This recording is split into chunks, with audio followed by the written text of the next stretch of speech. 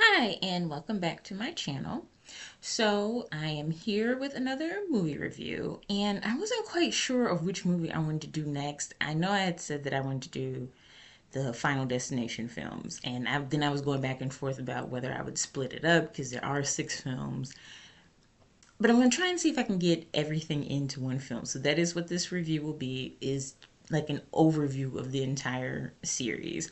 And I wanted to do it while it was still fresh in my mind because I did watch the Final Destination, which is like Final Destination 4, Final Destination 5. I watched both of those yesterday, and then today I rented and watched Final Destination Bloodlines.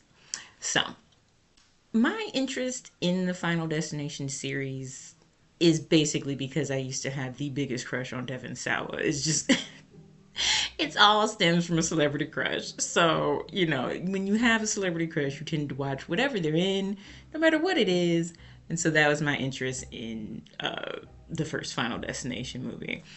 And the thing is that I'm not like a scary movie slasher film type of person. I don't like that type of stuff. So even though the movies have like their fair share of like gore, the idea that like it's just like death as an entity as opposed to like some person like stalking you or tracking you down, like I don't know, I prefer that to like the Halloween franchise or Friday the 13th, something like that. I don't like that. So that's part of the appeal of the Final Destination franchise to me, is it's more of like a general death entity as opposed to a person. So let's start with the first film. And as with all my reviews, these are just like highlight things that I'm going to point out, not necessarily like comprehensive reviews of all the films because we'd be here forever. So with the first film, the setup is that it's a high school class going on a class trip to Paris. Now, it's a funny thing because I feel like going on class trips is a very recent phenomenon of like millennial age children, where you take kids like out of the country to go on these trips, and like sometimes they're academic trips and then sometimes they're just like it's a graduation trip. And so like in the movie the class is going to Paris, and it's like my eighth grade class, at that point I was also living in Michigan like I am now, and so our class trip was to go to Niagara Falls in Toronto, Canada, because it's right across the border. My sister went to Spain when she was in high school, so it's like that is a thing, but in reality, and I don't know, like if you've seen like Heartstopper, like they go to Paris, but I really don't think that class trips should be out of the country with just like a handful of teachers as the chaperones. It's just there's too many instances where things can happen. And again, if you're a millennial, you would remember Natalie Holloway. That's why I don't like that idea. But anyway, and so they get on the plane, and Devon Sawa's character, Alex Browning, has a vision, a very vivid vision of the plane taking off and exploding. He comes out of the vision and freaks out, and obviously, you know the deal. He gets off the plane, several other people get off the plane with him. The plane actually does explode. And I think what really kind of like drove that like vision home, the reason why so many people relate to it, is because flying is a common fear of so many people. My grandmother hated flying and like rarely took a plane like her entire life. Like she was like, if we can drive there or take a train, that's what we're doing. Because she used to come get me and my sister every summer to spend the summer vacation with her in Chicago, and we always took the train, like from Kansas City to Chicago. They used to have one that went straight there, and you'd have like a layover in St. Louis. Yeah. So like a fear of being on a plane is very realistic. And so obviously the aftermath of this is that then the survivors start to die in the order they would have died in the explosion. Alex kind of figures this out. He figures out death's design, and he tries to prevent it the best that he can. And I definitely still think that film is like the strongest one, especially the first death that you see of his best friend, because it definitely has like all the tone of like those scary movie things where you see all these things happening in the bathroom, and it's like you wish you could like reach in and be like, dude, look over there, look over there, be careful. It's just like that first one is so jarring and like just sets the tone for like the rest of the franchise. Just this idea that the most mundane, random things would result in a death like that. Um, and then just from the first one, my favorite character actually is the Clear character, because I love the scene where after they've survived the explosion and the agents are interviewing them, and they basically are like, you didn't get into a fight with anybody, you weren't like friends with any of those people, so like why did you get off the plane? And she says, because I saw Alex and I believed him. And then she tells Alex later on that she didn't see what he saw, but she felt what he felt what he felt. And I always like that because that's like that gut, that intuition that we tend to suppress. And she just leaned right into it, and it temporarily, it saved her life. And I always appreciated how her character from the very beginning was like, nope, I definitely believe you. And she was actually grateful that, he saved her life. So that concludes the first one, Final Destination. So on to Final Destination 2. So in this one, they age up the characters. So, which is another thing. I like when the characters are in high school. I don't like when they age them up, because there's something more scary about the high school, because you're still a kid and it's like these are things that are out of your control. I don't know.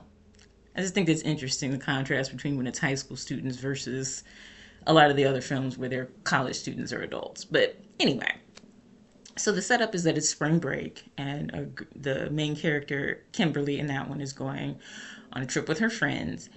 And her vision is is the thing that has given millennials nightmares, which is that she is in this horrible pileup on the highway, and it is started by a truck with logs on it, and there are like a gazillion memes and videos of people joking about driving and they see a truck with logs and they're like, because of that movie. But again, typical fear. Like, I hate driving on the highway. Before I started working remote because of the pandemic,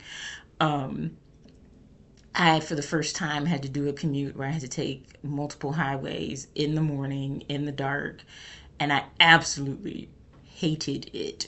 So just the idea of something like that happening, like, this is very realistic. Now, the twist in Final Destination 2 is that you realize that all the characters that have survived the accident in this one were actually meant to die.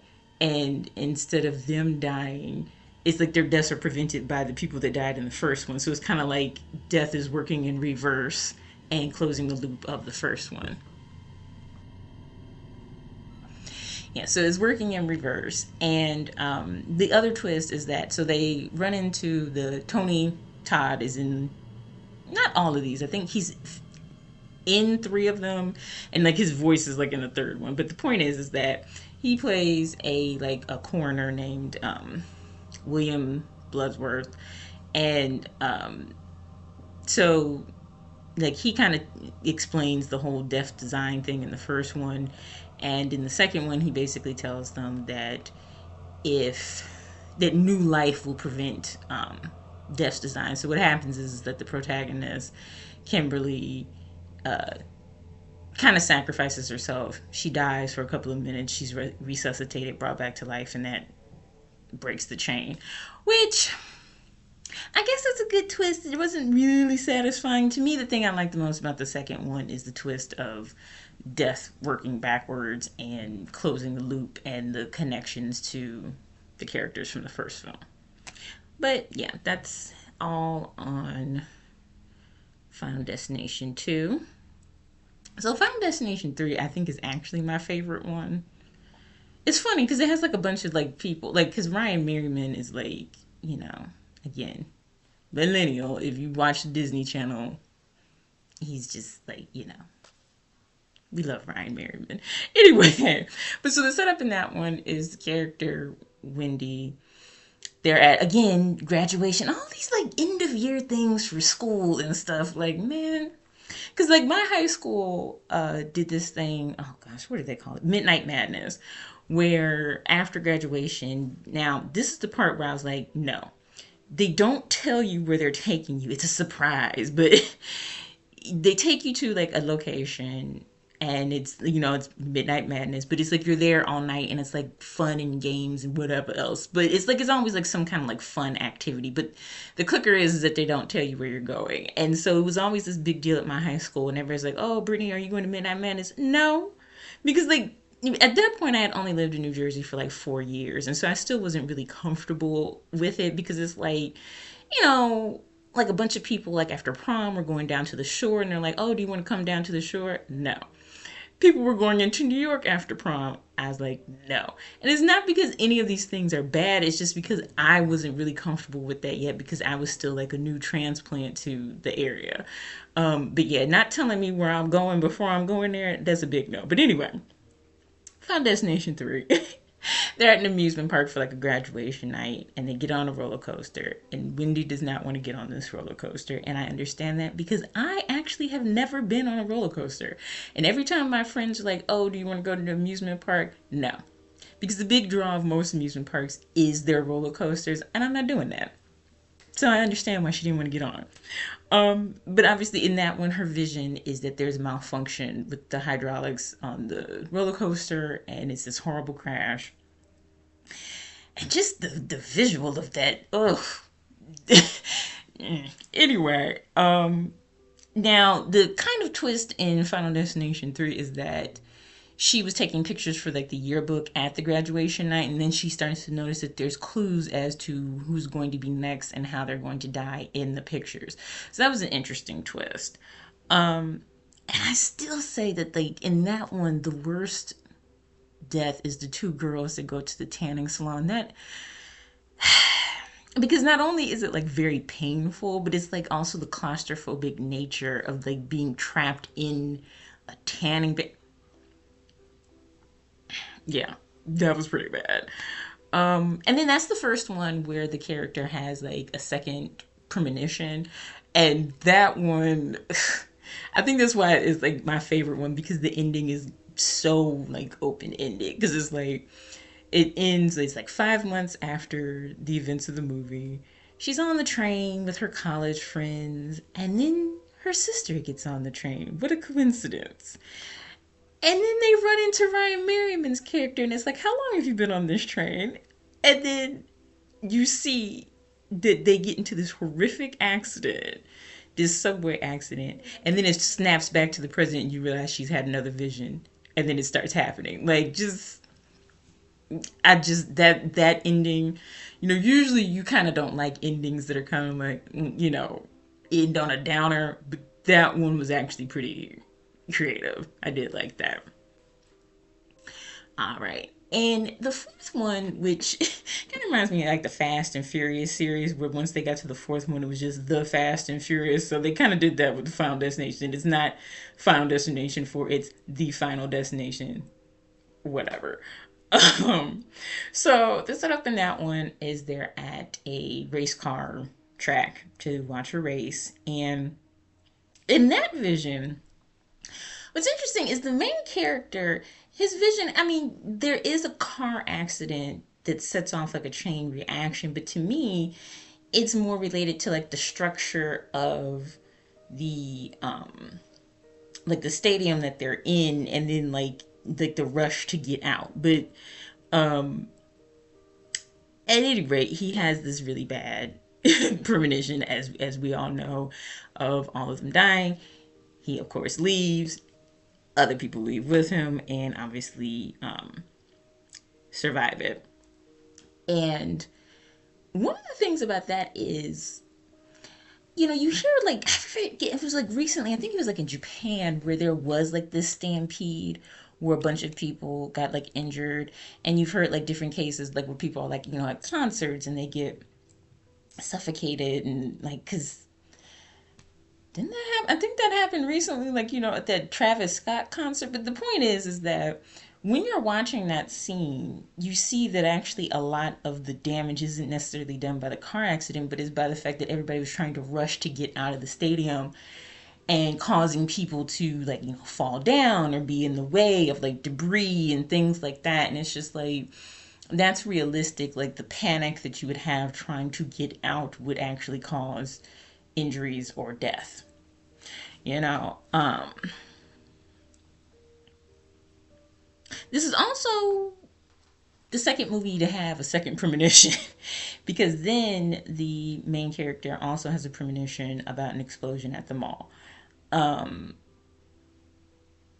and he is able to prevent it, but then the way it ends, the twist sort of in that is that they're right where they're supposed to be, the three that survived, because yeah, you survived the mall explosion, but now you're right back in the cafe from the beginning, and they end up getting hit by a truck. Um, but the thing about the mall explosion is, again, all of these movies definitely play into your fears of like the mundane. And I feel like, especially in hindsight, thinking about the world we live in now, where so many of our public spaces are just not safe for reasons. I'm not going to go into detail, but you know the reasons. And just the idea of being in the mall, like getting your shoelace stuck in an escalator, or something malfunctioning with like the projection at the movie theater, and like just all of those things. It's like, it seems far-fetched in some ways in the movie, but in reality it's like, yeah, these are things that could happen. And so that whole sequence in the mall, in my opinion, was actually kind of scarier than the earlier premonition at the racetrack. Um, and the thing is that I think, like, because I made a note of this when I was watching it, because the first time I saw the Final Destination, I was like, okay. And I know a lot of people think that that's the weakest one in the franchise, but if you haven't noticed on my channel, usually when people pick a movie of a franchise to kind of like dogpile on, I'm always going to try and find just some good in it, because sometimes I feel like at a point, I think we all have our own opinions, but then sometimes I feel like people just want to be on the bandwagon of like, yeah, that movie sucks. So there are things that I do like about the Final Destination, and one of the things about it, it's not that I like this necessarily, but it definitely is like the most realistic, I think, for me, because the part where the person dies because he gets sucked into the pool drain, when I was a little kid, you couldn't tell me anything out of the ordinary without me freaking out and thinking it was going to happen to me. And I remember when they did this special report on being careful in public pools because that could happen to you. And I couldn't swim. And I just knew for sure if I got in a pool that that was going to happen to me. So seeing it in the movie was just like really scary, because it's like legitimately that was something I was afraid of as a child. Um, and like I said, the explosion at the mall, like the kind of stampede at the stadium, these are things that like would actually bother me in real life, more so than like I think the other things depicted in the first three. And the car wash, because I don't like that either. Like when we lived in New Jersey, the car wash that we went to, they took your car through the car wash for you, so you got out and they took it through, instead of you having to get on the whatever conveyor, whatever it is when you go to the car wash. All of that, I don't like that. And actually, I've never done that in my car. Like, I don't like that. I really, really do not. And so that whole scene where the friend is like stuck in the car wash. Mm-mm. But yeah, and this is like the first film to the Final Destination that doesn't have Tony Todd in it, like at all. Like, cause even his voice is like the voice on the roller coaster and the subway in the third one. But yeah, so it's like I get that it's not as engaging as like the previous films, but there were still aspects that I did like about it. And then Final Destination 5. So I saw this all the way through for the first time yesterday. So the setup of this one, so this is like, I think, the first one where they're not college students and they're not high school students. They're just young adults, really, because they all work at the same company, and they're going on a work retreat, which that in and of itself sounds like a nightmare to me. I would never want to go on a work retreat. And it's funny, in our working remote world, I don't think that's even something people would do now at, your job, because so many of us work remote. Like, a lot of the people at my job now that were remote don't even live in the same state as me. So that's like, that's definitely not something I would see companies really doing anymore. And it's interesting because the twist in Final Destination 5 kind of makes the idea of a company retreat more realistic, because I feel like company retreats is something that kind of stopped with the early 2000s. Like, I just don't like going for like a conference, yes, like a work thing, but like just a retreat for like team building. I don't know. Maybe other people would still do this, but is not a thing that I think people really do anymore.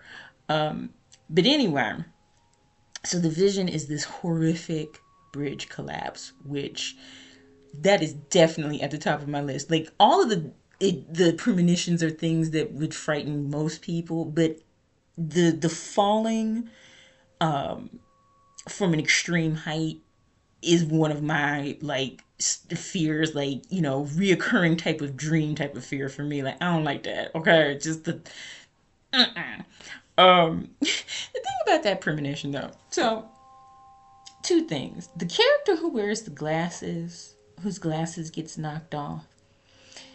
People, I really don't think, who do not wear glasses do not understand how disorienting and frightening it is when you cannot find your glasses. Okay, like, legit, if I can't see my face right now, it is a blur. Like, I don't think people really acknowledge how terrifying that would be, to be in that situation and now you can't see where you're going. um and then the one thing though about that scene that I'm like, I don't mean to laugh, but the first girl, where it's like when they're getting off and they're running, and it feels like she runs further away from them. Like, I just don't understand what her logic was when she just like ran to like that railing and then like she's the first one to go. I don't know. Anyway, but so obviously that's the premonition. He gets his coworkers off the bus. They survive. Um, Now, one of the things I did not like in this one is, again, the coroner comes back, Tony Todd's character. But in this one, he tells them that if they take someone else's life, they get their lifespan. And I didn't like that because, again, the reason why I like these series in general is because it's out of human control. It's just death. Okay. My mom keeps interrupting me because apparently she can hear me doing this review. Anyway, anyway, like I said, I don't like that twist at all, because like I said, the whole thing that I like about the series in general is like I said, it's out of human control. It's like, it's death stalking you as opposed to a person. And the idea that somebody gonna be stalking me because they think they're gonna get my lifespan, no, I do not like that at all. Okay. Um, and then circling back around to the character who had the glasses, Olivia. My sister has had LASIK eye surgery, and my mom has had LASIK eye surgery. And one of my speaking of coworkers, one of my coworkers that used to work with me before we went remote had LASIK eye surgery. Now, that coworker and my mom both had it because they had to have cataracts removed, but I have never done it. I was always afraid to do it. In this movie, I feel like anybody who wears glasses who was ever thinking about getting LASIK, this movie is like solidifying, yeah, no. Right, hold on, I need some more light. Okay, so there's more light. This is the evening, and hopefully this is a little bit better. But anyway, the LASIK eye surgery, yeah, that's a big fat no. So obviously, spoiler if you've seen that scene where it just burns her eyeball out and then she can't see and then she falls out the window. Again, the disorientation of like not being able to see, because even if you just like set your glasses down and then you like on your bed or something and like it blends in, no. And I've never even worn contact lenses, so yeah. And I remember that scene from the trailer too, thinking like, why would y'all do this? They just, Anyway, but the ultimate twist of Final Destination 5 is that it turns out that it's actually a prequel. And if you pay attention, like this time when I was watching it, I was thinking, I was picking up on all the context clues that let you know that it's a prequel. And obviously, it ends where the protagonist in that one, you realize he's on Flight 180, the flight from the first Final Destination movie. And so that definitely closes that loop. But yeah, so that's Final Destination 5. Now today I rented Final Destination Bloodlines, and I was talking to the movie the whole time, like, come on now. But so the setup in this one is a couple is like set in the 60s, and they're going to this dinner at like the Sky Needle restaurant. And right off bat, much like the bridge collapse is like a fear of mine because it's like you're falling from an extreme height. Like, I don't know, man. there's just something about being in something like we had to, because you know it's funny, these movies involve a lot of things that my grandmother had fears of in reality, and I'm sure she had been aware of these movies when she was still here. She'd have been like, because like I said, she didn't like planes.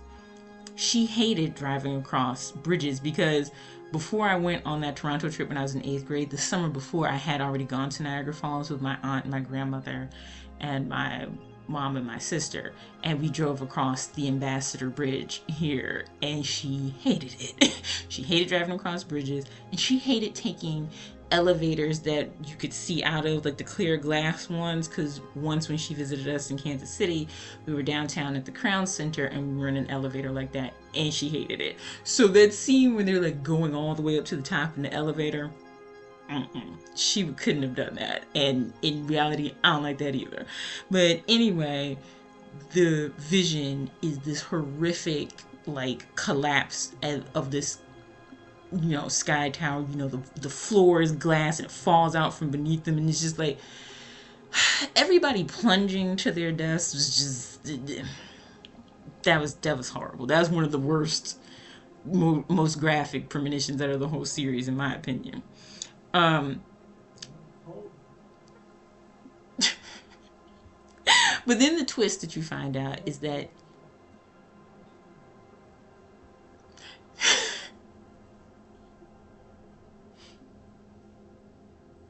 I'm sorry. My parents are having a conversation about the fact that, you know, earlier this week it was 80 degrees and now it's actually real fall outside. So it's kind of cold, and retirees and millennials living together. Good times. Anyway, so the twist is that, you know, usually after the person has the premonition, like it jolts them back to the present and they warn everybody. Well, in this one, instead of jolting back to the girl having the premonition, you see that it's this younger girl who has been having this dream for like months now, and come to find out that the girl in the beginning is actually her grandmother, and now she's having her premonition. And then you find out that the reason is like this ripple effect, that because the girl in the beginning, the grandmother, has this vision and saves all those people's lives, it causes this ripple effect of a bunch of people who should not have been alive, but then they had families. So then the concept of the whole series is that nobody was supposed to actually exist. So this whole time, death has been working its way back to this family to close the loop. Now, I do think that was creative. That's pretty interesting. And then also the fact that the coroner, he was a little boy and he got saved, and so he always has known that he's like the last one. And also, this was Tony Todd's last film, and I read that they let him improvise his lines. So I thought that was such a cool send off for someone who had such an iconic role, that he was allowed to be a part of that series again and kind of close it out on his own terms. But in this one, outside of the original premonition, that scene in the MRI room with the cousins dying, that was horrible, actually. Just on so many levels. Even though you kind of could tell what was getting ready to happen, it's still, that was pretty bad. And then the twist in the end when you realize that you think that the girl, the main character, thought that she had beat death like the character in the second movie, where it's like, oh, I was dead because she drowns and her brother brings her back to life. And then you find out, well, no, you actually weren't dead. Yeah, he resuscitated you, but you weren't actually dead. And then they get killed by a train that's gone off the rails and these big old logs. So, again, big old callback to the previous films. And that's how it ends. And I think I read somewhere that they are going to do a sequel to this one. I'm like, what more can y'all do? But, people love to extend the franchise. But yeah, so again, final thoughts. I enjoy this film series. I think I enjoy the first three the most, and out of the first three, I think the first one and the third one are the strongest. But one thing that, like I said, even though it does cause you a lot of fear about the most mundane things, I think it's also just like a reminder that death is inevitable. And in a way, that kind of takes away the fear. I mean, surely you don't want to die like any of the characters in these movies, but it's also like, we spend a lot of time trying to extend things and prolong things. And in reality, it definitely, the idea of like predestination. Now, it's up to you whether you believe in that or not, but the idea that when it is your time, it's your time. And I prefer the idea that it's like, because there's actually a Twilight Zone, which I believe Robert Redford, who just passed away, was in, where he played death, and an older woman she kept trying to avoid death, and she was like a recluse, and she finally invites Robert Redford in, only to find out that he's death. And it's this idea that it's just like I just thought about it. There's a couple of Twilight Zone episodes like that. But again, that idea that you're trying to put it off, but it's just going to happen, anyway. And I prefer that to like a slasher film. I don't want to think about no crazy person and no mask following me.